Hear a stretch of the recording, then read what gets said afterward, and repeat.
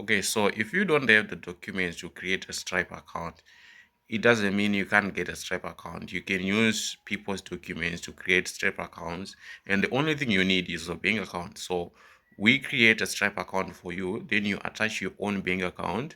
Every time someone places an order on your store or on your link, the money will get deposited direct into your account.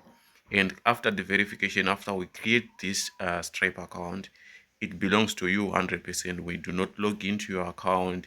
You put your own password, you put your two-factor authentication, and you carry on with your business. And for as long as you avoid chargebacks and complaints, and if you don't run a prohibited business, this Stripe account will live forever.